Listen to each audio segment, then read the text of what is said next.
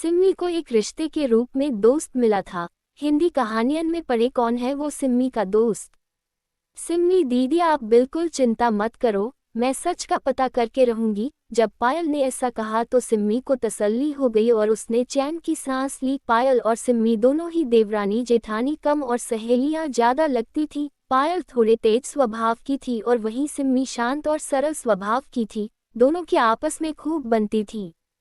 लोगों को बहुत हैरानी होती थी उन दोनों को देखकर कि ये दोनों इतना नाजुक रिश्ता होते हुए भी आपस में एक दूसरे की इतनी घनिष्ठ मित्र कैसे हैं।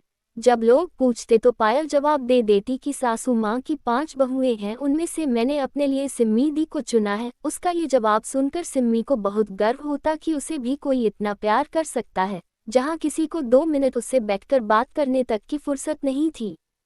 सिम्मी और पायल के अलावा बाकी की तीनों बहुएं बहुत ही चतुर थी और बस उनका ध्यान जायदाद, गहने और इन्हीं चीजों पर लगा रहता था। एक दिन सिम्मी की सास को न्योता आया कि उनके भाई के इकलौते बेटे की शादी है और उन्हें इसमें जरूर सम्मिलित होना है। सासू माँ ने घर में सबसे कहा तो बाकी बहुओं ने इसमें कोई दिलचस्पी नहीं दिखाई, लेकिन सिम्मी और पायल ने कहा कि माँ जी आप चली जाए, हम सब संभाल लेंगे। सासू माँ 15 दिन के लिए निश्चिंत होकर चली गई और सबको कुछ दिनों बाद जाना था। शादी से एक दिन पहले सासू माँ सिम्मी को सबसे बड़ी बहू होने के नाते एक जिम्मेदारी देकर गई थी। सिम्मी को मामा जी की होने वाली बहू के लिए अंगूठी बनवा के लानी थी जो रीत के तौर पर उसे पहनाई जाने वाली थी।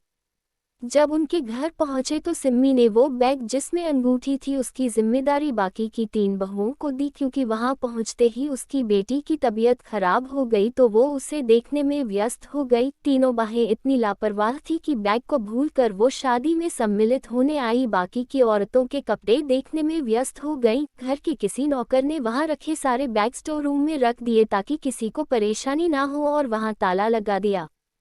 जब रीति शुरू हुई तो सासू माँ ने सिम्मी से अंगूठी लाने को कहा। सिम्मी ने बाकी की बहुओं की तरफ देखा तो किसी को भी पता नहीं था कि बैग कहाँ है। सिम्मी परेशान हो गई और सारी बाहें डर के मारे इधर उधर बैग ढूंढने लगी। तभी पायल वहां पहुंच गई क्योंकि ऑफिस की वजह से वो लेट आने वाली थी।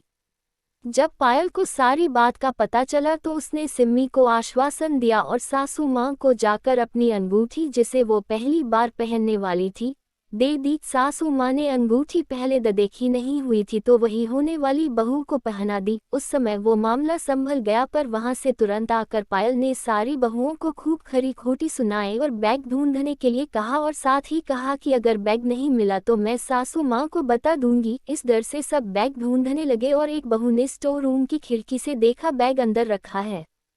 घर के नौकर को बुलवाकर स्टोर रूम खोला और बैग निकाला तो देखा अंगूठी उसमें सुरक्षित थी। सिम्मी ने पायल को गले लगा लिया और बोली आज तुम ना होती तो पता नहीं क्या हो जाता।